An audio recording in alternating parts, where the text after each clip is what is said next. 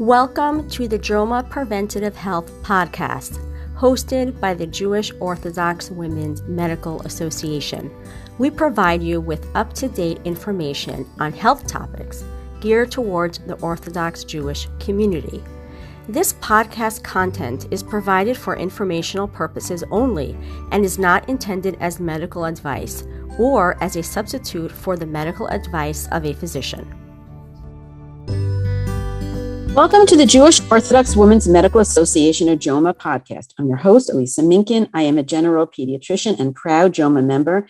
And tonight I'm really honored and really excited to interview Dr. Eli Rosenberg.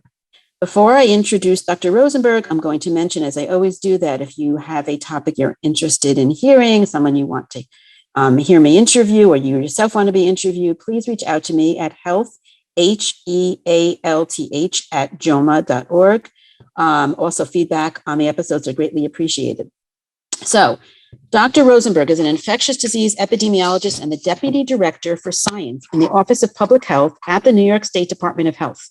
He is also an associate professor in the Department of Epidemiology and Biostatistics, University at Albany School of Public Health, State University of New York, and has been a guest scientist with the U.S. Centers of Disease Control and Prevention. He received his BS from Cornell University and his PhD in epidemiology from Emory University. His research is focused on studies and methods to address public health challenges in HIV, sexually transmitted infections, viral hepatitis, drug user health, and emerging infectious diseases, including COVID-19. He is the author of over 170 peer-reviewed publications, including multiple papers in the New England Journal of Medicine and the Journal of the American Medical Association.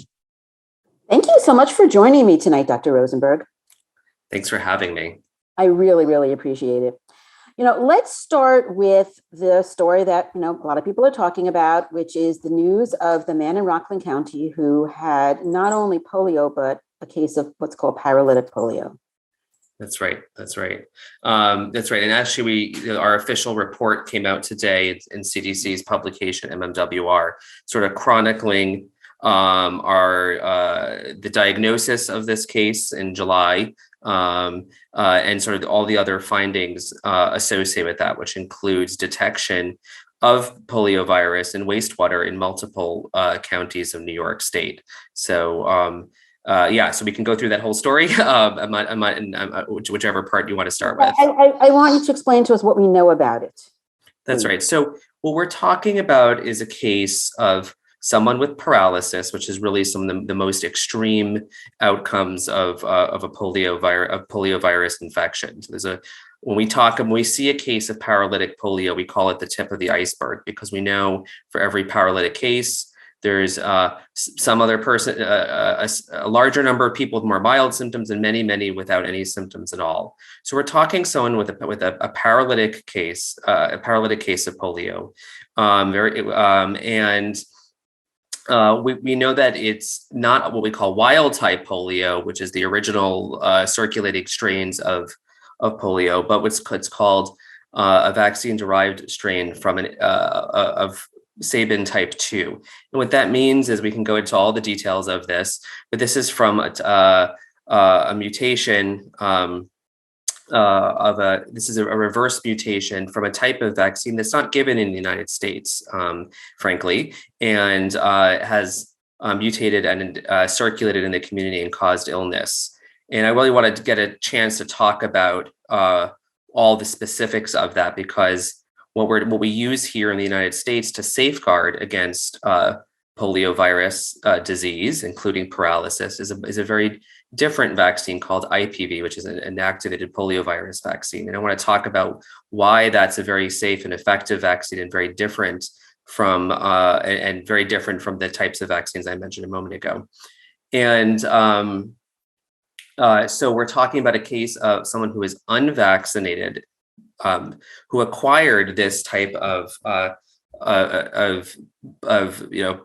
poliovirus and has gotten ill. So very important to note that this person was unvaccinated and became ill, and that's one of the most important pieces of this. Right. I want to also underscore that we know that this is not somebody who got it from going to another country. That's right. And acquired here. That's right. We have the person's travel history is incompatible with them going overseas and getting this type of virus. We think there's it's one of those things of somebody gave it to somebody, and then many links later in the chain made it to this person.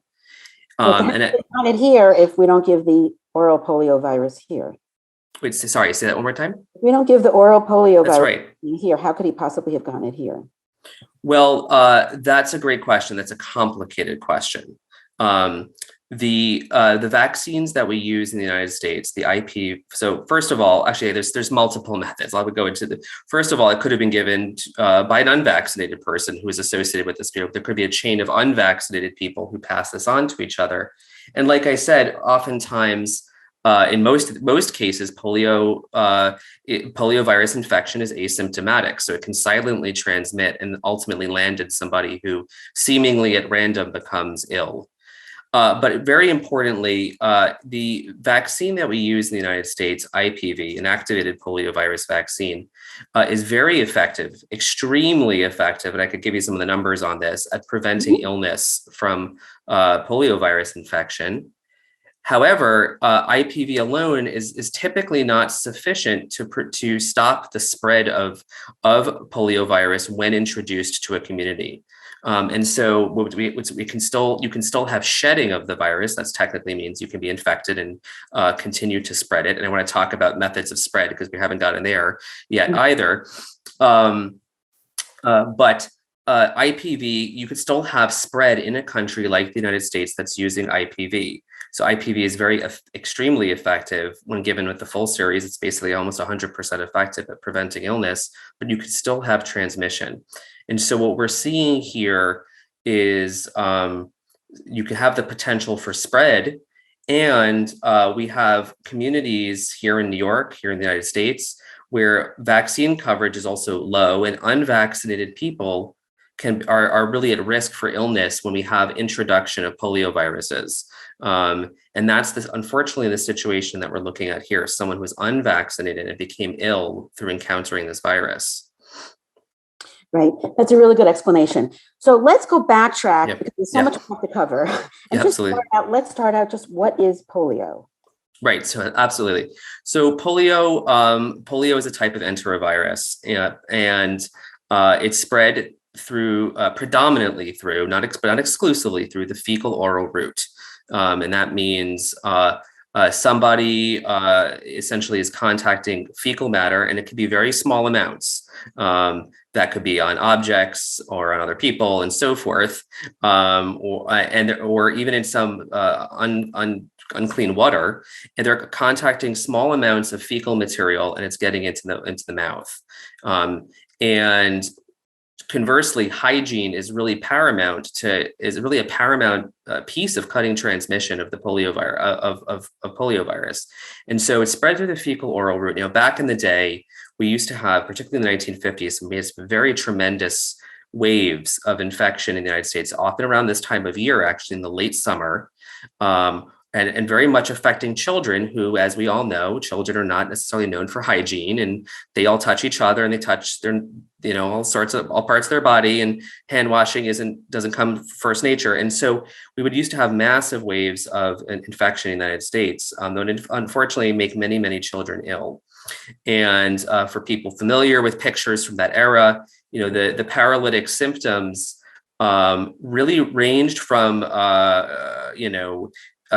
issues with the extremities, problems walking, which may have been permanent or lifelong, temporary or permanent lifelong, but in more extreme versions of the paralysis would actually impact the lungs, and the lungs wouldn't function. And people may be familiar with pictures of iron lungs, where children were being supported with essentially a primitive form of ventilator to support their breathing. Sometimes only temporarily for a few weeks, but often it's sometimes also for much longer, until symptoms subsided or they never did. So that's that was the history of the poliovirus until we got this miracle called the Salk and Sabin vaccines, which really were game changers in reducing this plague from this country. Right. And the Salk and the Sabin, they refer to, one is the inactivated and one is the oral? believe so. I Confused by the sense, but we should just refer from now on to the inactivated and the oral, so we don't get confused. Yeah. And so we used It was- the oral polio vaccine in America too, until how long ago? I don't know if you have it. It was phased out around 2000 or the early 2000s. I don't quite have the year. But right, the United States phased out oral polio, or OPV, we call the oral poliovirus vaccine, which was what we call a live attenuated virus vaccine. So attenuated is really important. Live sounds scary. Attenuated is really important. It means it's a weakened form of the virus. So couldn't really make you sick. And but it was sort of a weakened live form of the virus that was really good at training your immune system to fight this virus. And it was so good that it was actually really critical, is a very critical tool still used worldwide to cut transmission and cut outbreaks. It's very powerful, but has a few important issues associated with it, one of which is the very rare, but sometimes happens, this issue of reverse mutation to a more virulent or more illness-causing form of the virus, which is unfortunately related to the situation that we're dealing with today. Where you get vaccine-derived polio. Correct. Mm-hmm. A very rare outcome, and really not one of consequence in some sense, unless you're unvaccinated. Which now in the event that happens and you have unvaccinated or low vaccinated communities, they could be at risk. And some of this concern is why the United States moved away from OPV to an IPV only strategy after the elimination. This is well after, this is 2 decades after the United States eliminated polio in 1979. Mm-hmm. So last case of country U.S. acquired regular wild polio. Correct. So we've had very sporadic reintroductions, very sporadic, mostly travelers, been one or two instances of a very brief local transmission episode. 2000. Yes. Yeah, that's right. Yeah. But these are very few and far between. The U.S. has essentially eradicated polio, which makes it a very safe situation for going to an IPV dominated strategy. Right, but I think it's important also to tell the story. I don't have it in front of me, but my understanding is there was a man, a regular person, whose son had the oral polio vaccine and got an extremely, extremely rare reaction where he actually got paralytic polio from the oral polio vaccine. And that, I believe, occurs in 1 in 2.4 million cases. So it's exceedingly rare. Exceedingly. Yes. Instead of trashing all vaccines or even the polio vaccine, he went to government officials and said, what is the risk of getting paralytic polio in this country? And it was basically 0. And he said, well, then why would you even take a risk of 1 in 2.4 million? And they agreed, and we switched to inactivated, which is an example, first of all, of how even one person can make a difference to make our vaccines even safer, right? And also to show how safe they are, that even that small risk of 1 in 2.4 million is balanced. If it doesn't balance that, we take it out. We don't take that risk. And the American IPV does not have that risk. You cannot get polio from the IPV or inactivated polio vaccine. That's a good tail and an important point. Yeah, right. Because I think it's important every step of the way for us. There's a tremendous amount of distrust right now in our country. Distrust, particularly in communication of science, particularly related to disease. We're not going to use the C word in this entire talk. But, we're talking about this in the context of tremendous distrust. And I think it's really important to say every step of the way. So then why use OPV anywhere? Well, OPV is an important tool for cutting transmission, as we talked about. And I think I'm sure there's other global vaccination experts that can list a whole bunch of other reasons, but that is an important value of OPVs for really helping to ensure global eradication. And it's a tool, and that's part of it. And so you'll see countries where there's a mixed schedule where it's predominantly IPV, but you'll see a dose of OPV put in there. And it's sort of to get that dual benefit, but not using only OPV. Using only OPV increases the chances of having some of these vaccine derived mutations. Now, to get very technical, there's multiple types of OPV, ones with and without the type 2, Sabin type 2, and that one is the many countries are moving away to using only what's called the bivalent, which uses types 1 and 3 and not type 2. And that is actually even safer because it's less likely to have this reverse mutation situation. So there's lots of flavors of this around the world. But what's important, I think, is what you said, that here in the US, we use IPV, which is extraordinarily safe and extraordinarily protective against paralytic or disease. And that's what we want people to go out and get. It has, and it would have, had this person in this situation that we've been reporting on, had that person had IPV, they would not have been paralyzed, they would have been protected. And that's the action that we want people to take. We know that some of the home counties and communities or the home county that this case came from, which is Rockland County here in New York, has a very low coverage rate of IPV. And we're very concerned that there's others in the community at risk. When you say low, can you give numbers, please? Yeah, I can bring up the exact number. There's a lot of ways to slice and dice the numbers. What we look at is, let me give you what we've been reporting on is our complete sort of the 3 doses by age 2, which is a very common metric that's used across the United States to assess where a community is at on vaccination. So we look at children who have received 3 doses by age 2 in Rockland County here, it's about 60.3%. So 40% of children who are on, who have reached age 2 are not what we consider sufficiently protected against polio disease, and that's troubling. It's troubling. What the rest of the area be like, just as a comparison? The statewide average is about 80%, 79%, so a fair deal higher. And obviously we have other counties that are on the lower end, but Rockland and also neighboring Orange County that we're very concerned about as well are also low. I can get you the number for Orange. It's 58.7, so very close and also low. Wow. So when you look at those numbers and you look at, we have a case of paralytic disease. We know there's many others out there for every one case of paralysis. And we haven't even talked about the wastewater data that we're looking at, but we're seeing detection of this virus linked to the case in both Orange and Rockland counties. And so what that means is there is circulating virus. And unfortunately, we have children in these communities who are essentially sitting ducks and really are in need of vaccination to protect their health. Right. I think, first of all, I just want to mention the U.S. schedule and the Israeli schedule, just so people have that fact in front of them. The U.S. schedule is 2, 4, 6 months, 18 months, and then between 4 and 6 years, another booster.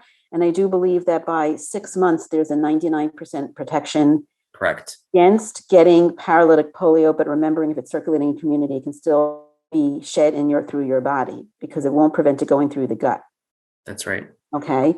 And then in Israel, I just found it so fascinating. I wrote this down. It's also 2, 4, 6 months, but it's with the inactivated. But then at 6 months, they also give the oral polio. They start the oral polio then, and then they give inactivated at 12 months and 6 years and 18 years. And they give another oral polio at 18 months. And then they catch up people who've missed the 2 oral polio up to age 18. Very aggressive. Why is it different there than here? That's a good question. I'll be honest. That sort of is outside of my zone. I'm not sure fully why Israel has adopted that aggressive of a mixed strategy. Right. My understanding is polio has not been eradicated everywhere in the world. Oh, yes. Yeah. And that wild polio itself is still circulating. Correct. And then you're going to get me on my Middle Eastern geography. I don't know if you have any countries. I think one of them is Afghanistan. Correct. Some other countries. I mean, you're talking about.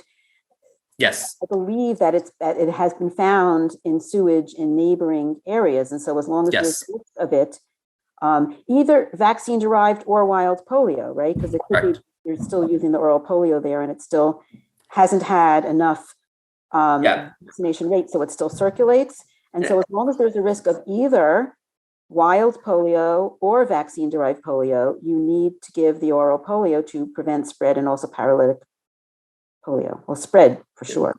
Yes, I think you've hit on a theme that I think with a little more articulately. We were very close to global polio eradication. I can't remember how many years ago, but let's call it between 1 to 2 decades ago. And there was increased transmission actually associated in sort of the North African and Middle Eastern regions associated with Muslim holiday pilgrimages, where we had migrations of persons that were spread, that essentially made sort of insufficiently vaccinated persons, and there was spread and transmission. And we sort of moved backwards in some key countries on global polio eradication. And so Israel's neighborhood sort of requires, I think, perhaps that more aggressive strategy that you're talking about. Right, but as long as you follow their schedule, you're starting out with 3 inactivated polios to protect you from getting Correct. very, very paralytic polio from the vaccine. So I thought it was a brilliant strategy. So that's the vaccine schedule. I want you to go back to where you were with the vaccine rates. I think you were talking about Orange County. Not the vaccine rates in Orange County and Rockland County being low. Yep. Did you have more to say on that, or should we move on? I want to say, though, it's very important to say that we have to be very, very careful here. And I know that not all the media has been as careful about this and not in pointing to these are Orthodox communities and blaming the Jews. I mean, I think it's a very, very sensitive thing. Both from the perspective of not enhancing anti-Semitism, but also enhancing distrust within the religious communities that already have felt persecuted in other situations. Like, look at COVID. I mean, I live in the New York City area where I remember, I'm not going to mention the politicians' names, but, we kind of felt like a political football here, Yeah. People were also not wearing masks or were getting this C virus that we're not going to talk about. So I think it's a really sensitive issue. And I think we have to really be careful to say that the anti-vaccine movement is not specific to the Jewish people. It's not specific to anyone, right? It's just a combination of pockets of not vaccination. That's right. The virus doesn't care, right? Where you worship or who your God is or anything, right? And it just finds its way to low vaccinated communities. And that's where we're concerned. That's right. And we're being very careful not to name specific groups or communities. I know you've seen, right, there's all sorts of stuff in the media that's not productive, right? Everyone cares about their health, their children's health, or, and the well-being of their neighbors. And that's where our messaging is, so I agree. I think we want to appeal to those common values. Obviously, protection of the health and the body and the neighbors those are all Jewish values too. So we're not, it's fortunately very consistent. But we're concerned wherever we see low vaccination rates, frankly. And those are 2 counties in the New York City metro area that we're really, really concerned about. Again, it's this perfect storm. We're seeing it in the wastewater. We have a case of paralysis and we have low vaccination. It's unfortunately a real problem. Just to take a little bit of an aside, there was a big measles outbreak in the same areas a few years ago. I'm sure many people, listeners remember that. Mm-hmm. And there was a change in the laws that came as part of that to really require vaccination or to sort of eliminate religious exemptions for vaccination for school entrance. And so what we're seeing is, so that was very effective, actually. It was very effective at increasing vaccination rates by school age. But what we're seeing, and I think some of it's part of the doubts or direct anti-vax sentiments that have come up, we're seeing a deferral until that school entrance age. And so what was originally a productive tool is now has this other downside. And we're seeing this real low coverage, let's say before age 5. And then we see eventually things sort of get better. And so those data that I was quoting about the 2-year-olds is really concerning because we have a very vulnerable group. We have parents who are deferring that choice until later. And that leaves their children vulnerable right now in this summer where we're seeing polio spread.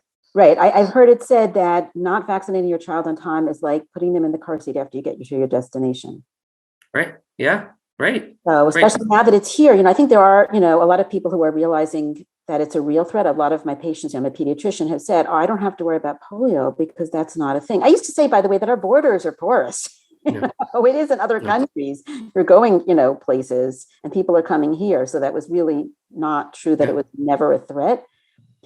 I want to go in and be very specific about the rate of paralytic polio. I think, first of all, we shouldn't focus just on paralytic polio because besides causing paralysis, it also can cause meningitis Absolutely. much more frequently. We can give the rates for wild polio, right, which is 1 in 200 people who acquire wild polio will get paralytic version, and there is no specific treatment for it. But 1 in 25 will get meningitis, right? Yes. And I think that it's also, I'm pointing this out specifically because people who read your article will come out with a less frequent rate of paralytic polio from the vaccine-derived polio strain that you talk about, the 2 strain. Yeah. And I think it's important to say that that number in your article is the best estimate you have. And I don't think people should walk around thinking, oh, it's only 1 in 200, or it's only whatever one in that Yeah. figure in your article is. It's the other way around. You should think, well, if it's infrequent, but I've seen a case, then how much is going around? Absolutely. And that's exactly what I would say. Your family. Right. If we're seeing, one ill person, and now it's more, hundreds and hundreds, it could be hundreds of people out there who are transmitting. Some of them might be vaccinated, they're going to be completely fine. But if this finds its way to an unvaccinated, susceptible person, they could get extremely ill. They could be paralyzed. And we haven't even talked about, sometimes there's death. We haven't even mentioned death. Right. When I talked about sort of paralysis of the lungs, that can lead to death, and that people used to die every summer. Many people used to die every summer of polio before we had the virus, before we had the vaccine introduced. So this is real. So there's a real spectrum of illness, right? Meningitis, 1 in 25. But we're talking someone could die here, and this is a life and death concern. Right. And again, like this, I'm giving flashbacks from the measles outbreak when I would talk to people and say, well, what number of people with measles die? There was a lot of measles cases and a lot of them were very mild.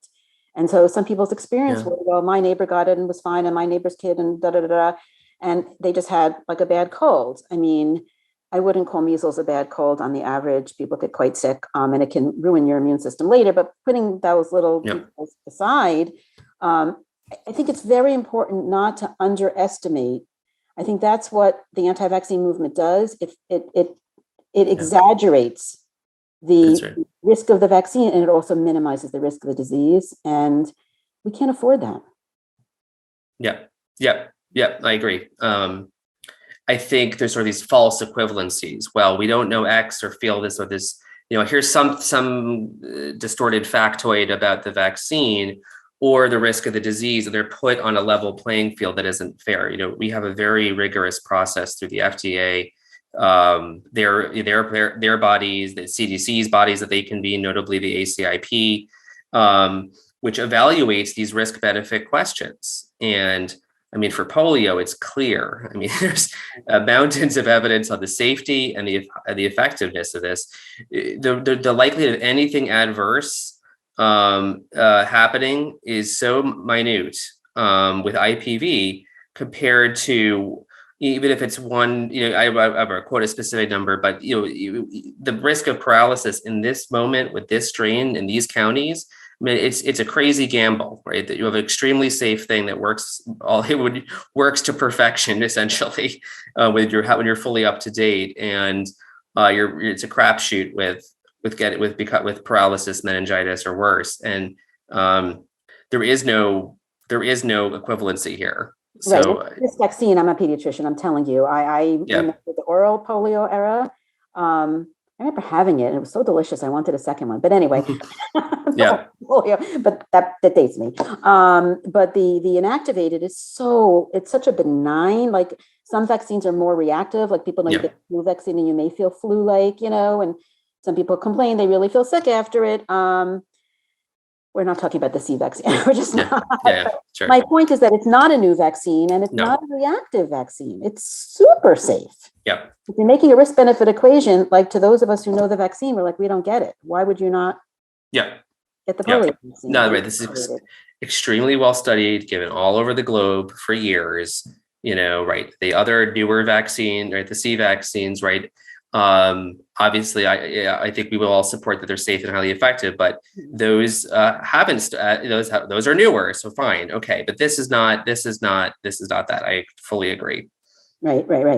Yeah. So that's important to point out. So I have a question for you. Sure. If this IPV is so effective at least at preventing paralytic polio, why do we have more doses than the 3? Why are we boosting 2 more times? That's a good question. I'm not as up on the sort of the kinetics of this over time. I think the boosters is exactly what it is, to boost and get more lifelong lasting immunity. I know, right? ACIP switched in 2009 to that 4th booster dose at age 4. And I have to get back to on the full rationale for the booster. There obviously must have been some evidence to support that would sort of provide a longer, more durable protection. Mm-hmm. I mean, even in Israel, they're giving a super, extensive. Yeah. I think the simple answer is that the IPV is so incredibly safe and polio is potentially so devastating. Yeah, that's right. So even if, let's say, it's 99% effective, which we would say that's amazing, great, 99%, 1% not effective is not a gamble we want to take. So I'm saying 99 for 3 doses, right? That's not a gamble worth taking, right? Essentially is what you're saying. Because polio is so devastating, we don't want to slide backwards on our global eradication efforts, right? We don't want to take that chance. And this thing is so safe, it can't hurt to give it. So I think that is a really good way to frame it, and important. Right. And by the way, everybody's asking me, should they get a polio booster? I've been vaccinated. Should I get a polio booster? People who are already vaccinated are not the ones I want to hear asking. That's right. No, that's right. This is really a challenging moment, right? What we're most concerned about are people with 0 doses. Mm-hmm. We want to get the 1st, the 2nd, the 3rd, but really that 1st, frankly, into the people with 0 doses, because they are at risk in this moment, in this outbreak in New York. It's as simple as that. However, what we've also recommended, we issued a health advisory recently, is people that are in affected communities who feel they're at risk, who may have had an exposure, go get a booster. And sort of for the reason that you said, it can't hurt. There's only benefit. There's no drawback. Need for panic and everybody should be running to get it. That would be a kind of waste of our resources. It would be, but it's really a challenge, right? How do we do this? We want people who want to be safe. We want to give them actions to take, and that's an important action. But we don't all need to make a run on boosters, at this point. So it's tricky. Right. No, that's true. So since we know that IPV won't prevent the spread within a community where it's circulating, right? Yep. So is there a way to get herd immunity for polio? For a transmission, you mean? So and to sort of cut transmission and get to that herd immunity. In other vaccines, you can get herd immunity. You can say, okay, we need 96% vaccination for herd immunity. And then few people who aren't or couldn't be vaccinated can ride waves of community immunity, they call it now. Yeah, and this is really one of the vulnerabilities of I think of the IPV strategy, and I think also calls into play why we need other strategies. So, I think I mentioned at the beginning, but hygiene is essential. Poliovirus is transmitted through the fecal oral route, and poor hygiene promotes its transmission. That's an essential piece of responding to this moment. Is we need to be able to educate communities on how to cut transmission. That means hand washing. That means if there is a case, we want to make sure that person is not contacting other people. But we're talking methods of hygiene, isolation of cases, and so forth as methods of stopping spread. So it's right. IPV is less effective for cutting transmission. I don't have a real herd immunity number to put out for IPV, but I think we use it as a tool in countries where there normally is not polio, like the US, where we essentially had eradicated it. It's really the safest strategy for keeping. It's the safest strategy in terms of the safest vaccine, and it's also extremely protective against illness should there be reintroduction. But it's very delicate how to choose your vaccine strategy and your prevention strategy. Right. And I also think that you have to not just think about yourself. You may say, okay, I have IPV. I'm not going to get sick with it, but I could transmit it to someone who was too young to be vaccinated or had an immune problem, right? Someone much more vulnerable than me. I feel like that's for some reason a very hard message to sell. Yeah. But it shouldn't be. Yeah. Right? Because the only reason we're having this problem is not simply because we used oral polio somewhere in the world, right? But because we have a significant gap in vaccination rates in some communities. Right. No, that's right. It's the union of both of those issues. That's right. And it's right. So it's, exactly that. But it is related to this global use of OPV. It's related to the fact that OPV type 2 was used somewhere, which is no longer really in main use. It made its way here, and we have a vulnerable community. So it's all of that. Yeah, I have a question. Is OPV2 used in Israel now? I have to look that up. I would be surprised. So then this strain didn't come from Israel. We don't know. We haven't tracked this all down, right? Where this original, virus vaccine-derived polio came from, because we know it didn't come from the US. That's right. So yes and no. So there's been some sequence analysis done of this, what's been detected here in this case, and in the wastewater here in New York. There's a linkage to wastewater detections in Israel and in the UK. So what that tells us is this is spreading in multiple countries. It's not telling us where the source is. And as you said, it may not be any of those countries, but people move all around the world. And here we are, and it's being detected in these places, circulating. But where we really, our alarm bells really go off is when we start to see sick people, because that's where you have circulation and unvaccinated people. Right. That can be underscored enough. We have to go over that again. Yeah, sure. It's going to be twisted back at us. Well, only a small percent get paralytic polio. No, it's the other way around. We already have a case of it in America. Yeah. So I want you to elaborate on that, please, what that means. That's right. So, right. No, that's right. I mean, for every one person with paralysis, we're talking many, many hundreds, likely, persons who don't have paralysis but have been infected with polio and are likely contributing to ongoing transmission. In the same counties that we're talking about, we're looking at thousands of children not up to date on their vaccines, and adults. We haven't talked about the adults, but we have a lesser good view of the adults. We know that there's unvaccinated children today. And so we're talking thousands of susceptible children. We think there's hundreds or thousands of infections out there. And we're concerned. We don't want to see another case like this. It's very possible, very, very possible, given that math, that we might see another case of paralysis. That's someone with lifelong disability, someone who might get very, very sick, someone who could die. Not only that, we haven't even talked about the fact that you could have reemergence of polio later in life. Someone could be asymptomatically infected or very mildly sick and have a reemergence decades later from now in their life, and then become very, very ill then. So viruses are good at hiding in the body. And so, this could really be a lifelong disability for some people. So what we're talking about is we should not poo-poo, it's just one case, whatever. One case, it should be all the sirens are going off, that we have a problem.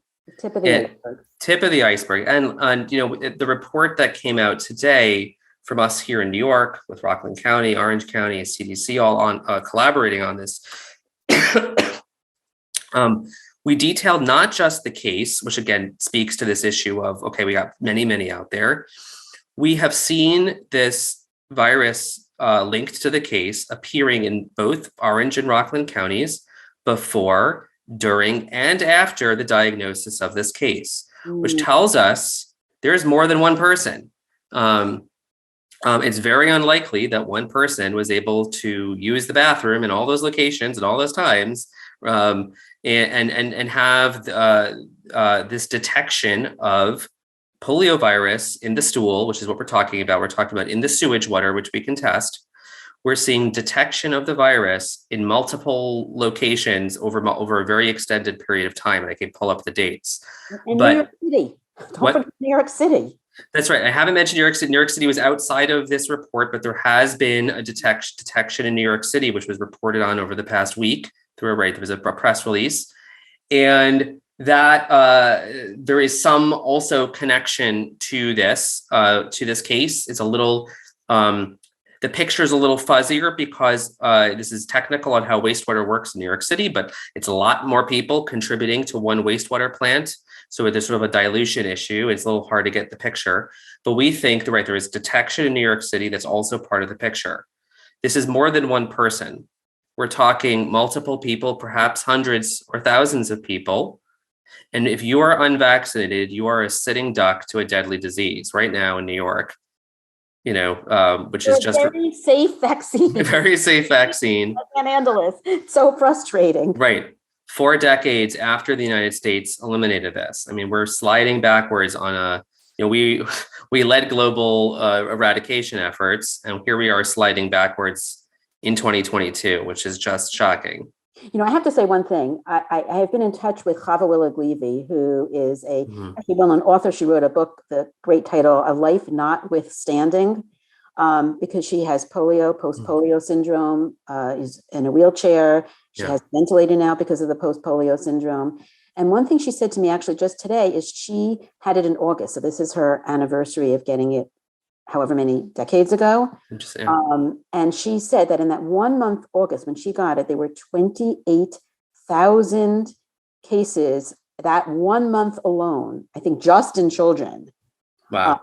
And if you think about that, say the 1 in 200, wild polio rate, that's 1,400 kids that month that had paralytic polio, including her. Yeah. It's unreal. And can you imagine what she thinks now, right? Looking at this, what we're doing right now, when we now have a vaccine that could have changed her whole life. Yeah, that's right. People, and it's safe, and we have time that has proven it to be safe. That's right. Yes, it's really mind-boggling. Yeah. So I know what people are going to ask. They're going to say, "Are there titers? I want to know if I'm immune." That's great. Measles. They asked about measles titers. There are measles titers. Yeah. So there is no such test available anymore. We don't do practical. There have been, but I think they retired anymore. The type 2. That's right.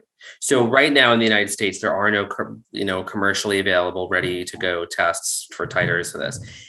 Let's put it this way: if you're not sure if you're protected, go get a booster. I mean, it's it's just what we're talking about. It's safe. It's effective. Right.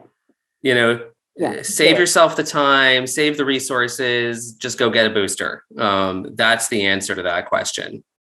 Absolutely. Yeah. How do people test for polio? How do they know they have it?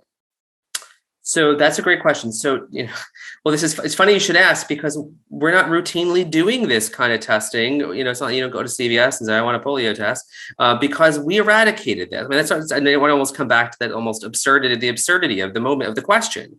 We eradicated polio. I can't believe we have to ask about polio testing.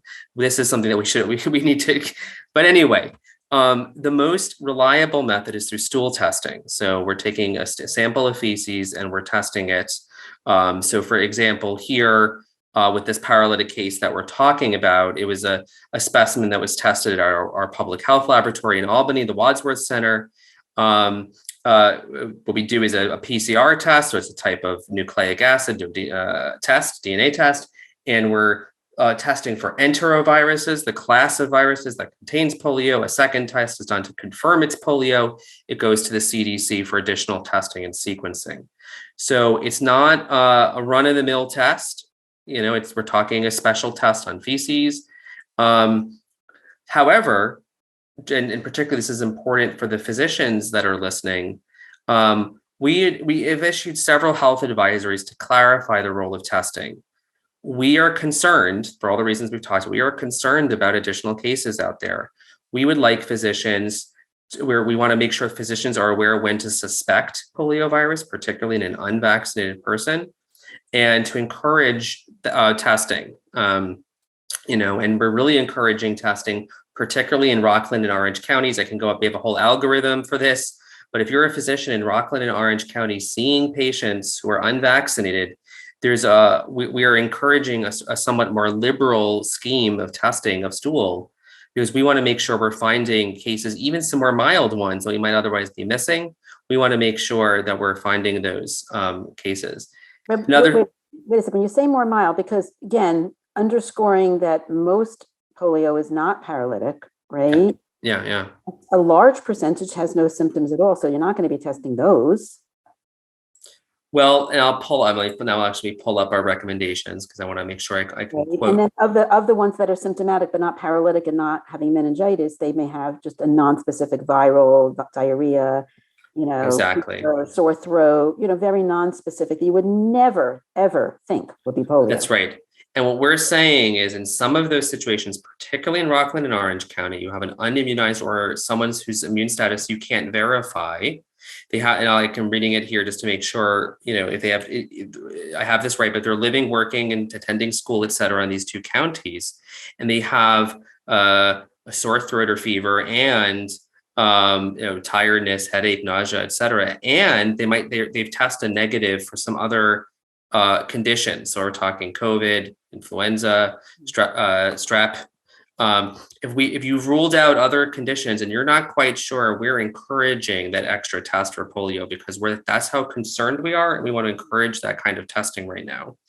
So I also should have mentioned that for case, there is one way that we routinely test for polio, which is if we see cases of what's called AFM, acute flaccid myelitis, which is can be caused. It's a type of weakness caused by a variety of viruses.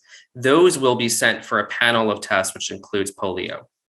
So, there are a number of ways to get tested. None of them are just run up to a doctor and say, I want a test. We can also do. I'm sorry. Before you start, the acute flaccid myelitis is something that pediatricians in particular are being warned about, caused by similar viruses, but there's no vaccine for that. That's right. And I should point out, we issued a health advisory for acute flaccid myelitis, AFM, shortly before the detection of this case. And we believe that issuing that advisory to remind providers to suspect AFM led to the diagnosis of this case. So, wow. Yeah. Right, because who would have thought it, right? Yeah. So, so that's just say our providers are our front line. They're our front lines, and communicating with them on what are the current things to look out for, how to test, what we're concerned about is really essential. It's our eyes and our ears and understanding what's going on. Right. Well, we have a lot of work ahead of us right now, right? I mean, that's really what it boils down to. And if you're a layperson listening to this, make sure you're vaccinated and wash your hands, right? I mean, most important things, to take home. And, there's also good information for the healthcare professionals listening to this. Yeah. So I don't know if you have anything you want to add. I think we covered an enormous amount in a period of time. No, it's been fun. I think just again, underscoring the value of vaccination with IPV. It's safe. The I means inactivated. This has no live virus. This does not cause polio. Is unrelated to the type of virus that this person received. It is safe. It's effective. We're talking 3-4 doses to really get the protection that is needed. And again, the facts of the moment tell us there is circulation in New York, which had not seen a case of polio imported even since the 90s. We have been polio. So we talked about eradication in 1979. There was importation, 2 cases of imported into New York in 1990. Nothing since. So this is a really historic moment, a sad moment, and one for which we have a tool. And it's called vaccination, and we know it works. Right. And I want to not forget this, because I can imagine people saying this, that yes, if you get the IPV vaccine, you can still shed polio virus, but not from the vaccine, right? That's right. Because if you're exposed to it when it's circulating in a community that's poorly vaccinated, and that strain is circulating, for whether it's vaccine derived or wild, the vaccine IPV does not let you shed from the. No, that's right. Here, because I think it's important. That's right. Only if it's reintroduced, which again hasn't happened in decades, Right. that could happen. And we think, and hopefully winter is coming, and this will die down, and then that's it. So that's right. This is about shedding when it's reintroduced because of global concerns. But we're not. But that's right. It's extremely safe. It's what we want people to do. And again, all the alarms are going off. We have a paralytic case detection, multiple, right? New York City, Rockland County, Orange County, all connected. This is not like it's just a fluke. We know it's here. We know it's circulating, and you're unfortunately very vulnerable. I said sitting duck or whatever the right metaphor is. If you or your child is not vaccinated, this is a very vulnerable moment. Right. This is the time to get vaccinated if you're not yet. Yeah. So I want to thank you so much for doing this with me. I really appreciate it. Thank you. Yeah, of course. Thanks for listening to the JOMA Preventative Health Podcast. If you've enjoyed this, please rate and review us on Apple Podcasts and share this with your friends. For more information, check out our Instagram at JOMA_org. Check out our website, www.joma.org, that's JOWMA.org, or email us at health@joma.org.